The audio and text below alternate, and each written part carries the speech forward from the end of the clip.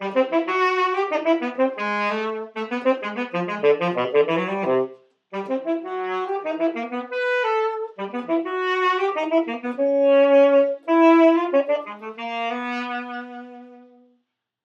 welcome to this video lesson.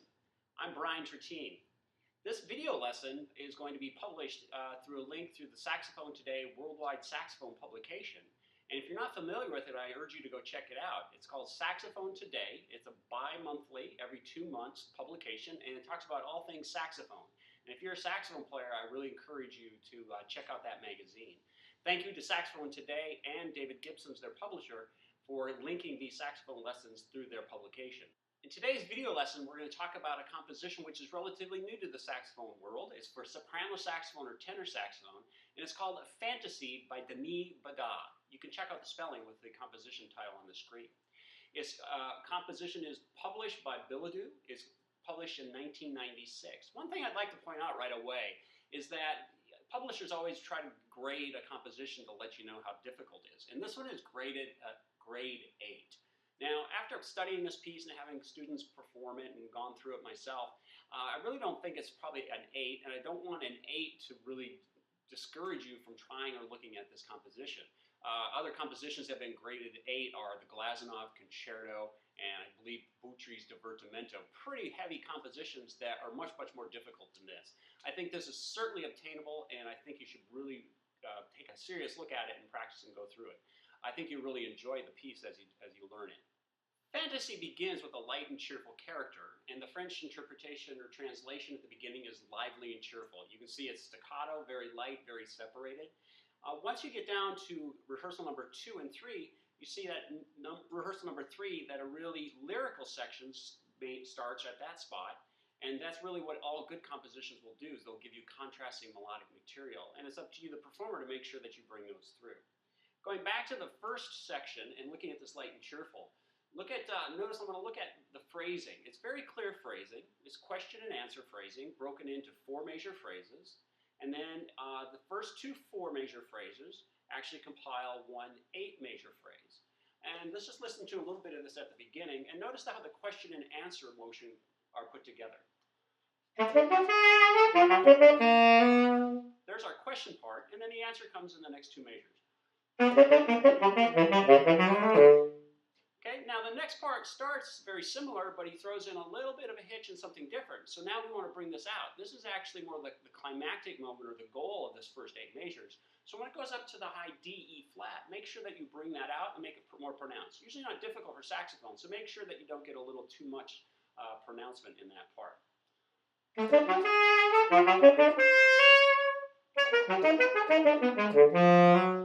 there's our first phrase.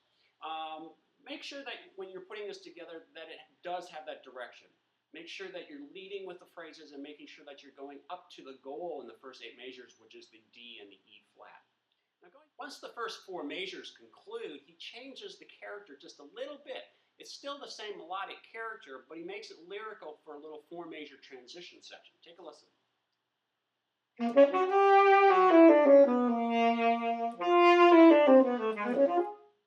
He gives you that nice little ending on it with the and it's very, very nice. But it's just a transition, and what it does is it takes you to rehearsal letter 1, and notice that the melodic contour and the melody is really exactly the same, but what he's done is he's lowered it a whole step, which gives it just a little bit of a different interest at measure 1, at rehearsal letter 1. And then after you go on, it doesn't stay the same as the first time, as good music will do, just to give you that more interest all the time. And he takes it down to a mezzo forte, and then going into rehearsal letter 2, he gives you a little bit of a transition going into our next melodic area.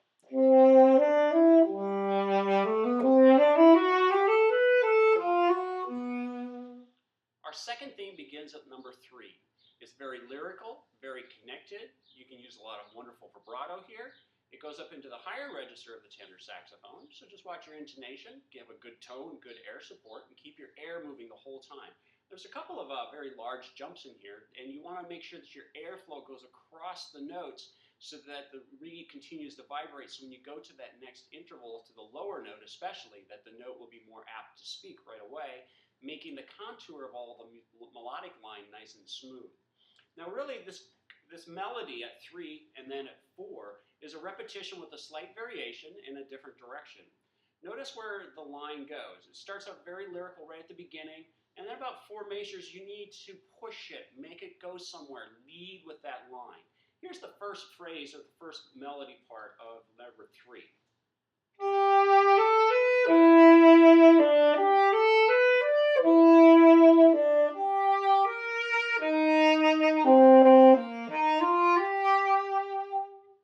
Notice that measure 5 sounds like it's going to repeat the same melody, but it doesn't. It gives you something a little bit different. And so it's this interest that you want to make more pronounced as a saxophonist. Elevate the dynamics a little bit, increase your dynamic speed or your vibrato speed. And notice that in measure 3 to 4, there are no dynamics here. It's just all forte. But remember, we don't just play one dynamic level whenever we play our music. We want to give subtleties and inflection to inflect the musical phrase, and that's what you need to do here. Now, when I get to the end of this phrase going into 4, I actually put a little decrescendo, because at 4, instead of just repeating the melody exactly the same, I like to begin 4 at mezzo piano, making it a little bit more subtle.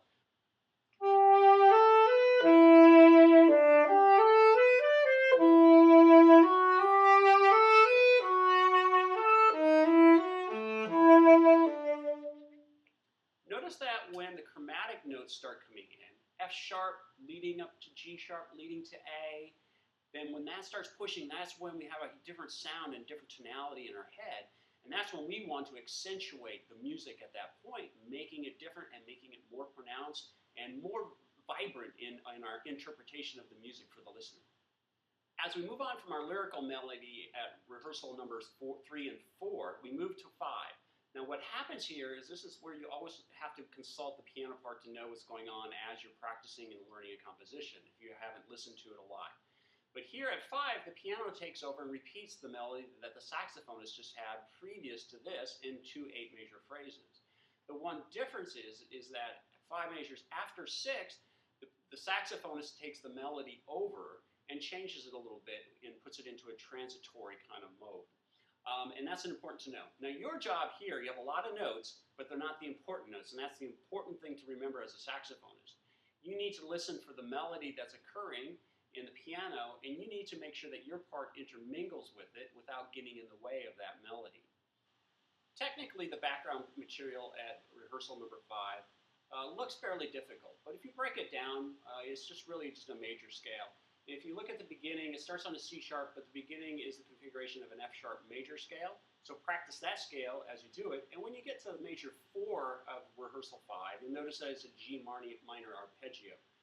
The B section of Fantaisie begins at rehearsal number 8. The piano does a transition going into it, but your main melodic material occurs at 8. Now, as we look at this, we have a couple of terms that are very important to recognize as we move into the next section. First of all, we have a tempo rubato, moving or free motion, allowing the tempo to give and take. And then our character is lent and melancholique, slow and mournful. So this is very important to realize, because this melody is going to feel like it's going to be in 1, and I think you can feel it in 1, but the danger in that is allowing it to get going too fast. I think the main character that you need to keep in the back of your mind is this mournful, soulful kind of sound. So make sure you set your metronome here and allow it to just sit and reside at that 120 to the quarter note so that it doesn't take you away, because it can very easily allow you to move ahead. Now, a couple other things. This is a very lyrical section, and I think you need to make sure and take careful attention of really thinking about your vibrato and the leading of those melodic notes in the melodic line. I think it's also important that you don't take breaths very often, so try to go, once again, as we did in the previous melodic statements back at 3 and 4, the second melody of the first section, that you try to go 8 measures before taking a breath. And this just helps kind of keep everything connected and moving along. Let's play through letter 8, and we're going to go all the way down to 9. And same thing that we talked about back at measure 3. Listen for how the melody grows. Listen to where the line is leading, all right? We want to take repetitions and we want to make something different. The first 4 measures are very straightforward, but then our next 4 are actually moving and going somewhere. The next 4 after that take us another place, and the last 4 take us to at a climactic moment. but then bring us back down and calm us down, and then we move into the next section of our melody.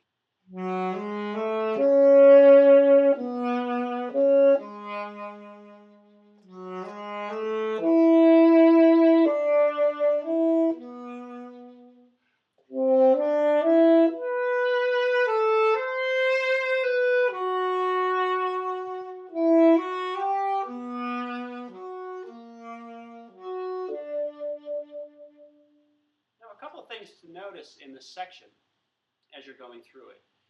The tempo rubato allows us and tells us that we have some freedom, and we don't want to be that rigid. So listen to those places where I push the tempo just a little bit.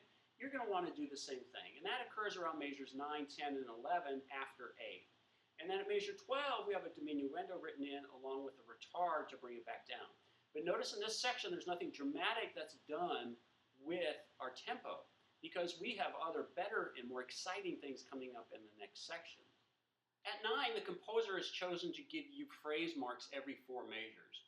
Now, these don't necessarily mean that they have to be breath marks, but you will need to take your breaths, I think, to really make sure you keep your air support going through up to the top phrases. But listen through here how you can increase the intensity with every 4 measures, pushing ahead the entire way. And it really is a subtle thing that happens every 4 measures or so. Here we are starting at measure 9, or at rehearsal 9.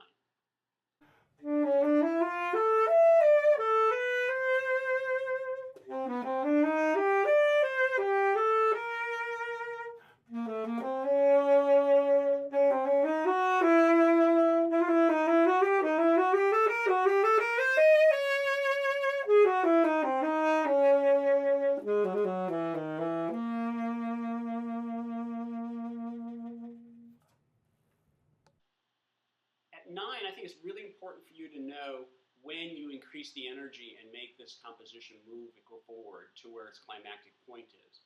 Now, where you begin at the beginning, you have a very nice lyrical melody. Once again, it's mournful at the beginning. It repeats itself after 4 measures, just a step down. And then, starting at the end of the first line on page 3, where the crescendo is marked, I personally bring down the dynamics down more.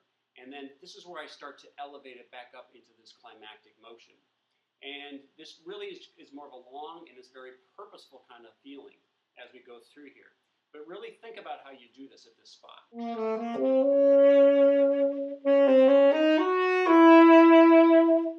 Where that repeats, repeating the E flat the second time, that's where I start to feel it creating more and more energy and pushing forward. And of course the accelerando with the little grace notes moving forward are going to even do that even more.